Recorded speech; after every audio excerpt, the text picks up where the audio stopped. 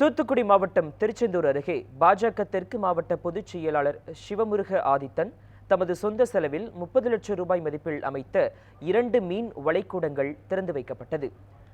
ஆலந்தலை கிராமத்தில் சுமார் 1000க்கும் மேற்பட்ட மீனவ குடும்பங்கள் வசித்து வருகின்றனர். மீன் வலைகளை பின்னுவதற்கு முறையான இடமின்றி மீனவர்கள் அவதிப்பட்டு வந்த நிலையில் இதனை அறிந்த தூத்துக்குடி பாஜக தெற்கு மாவட்ட பொதுச் செயலாளர் சிவமுருக ஆதித்தன் 30 லட்சம் ரூபாய் மதிப்பில் 2 மீன் வலைக்கூடங்களை கட்டிக் கொடுத்துள்ளார்.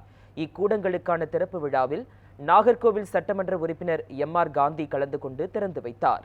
இதனையடுத்து மீனவர்கள் அனைவருக்கும் இனிப்புகள் வழங்கி மகிழ்ச்சியை பகிர்ந்து கொண்டார். மேலும் மீன் வலைக்கூடங்கள் அமைத்துக் கொடுத்த சிவமுருக ஆதித்தனுக்கு அப்பகுதி மீனவர்கள் நன்றியை தெரிவித்துக் கொண்டனர். இந்நிகழ்வில் திரளான மீனவர்கள் மற்றும் பாஜகவினர் கலந்து கொண்டனர்.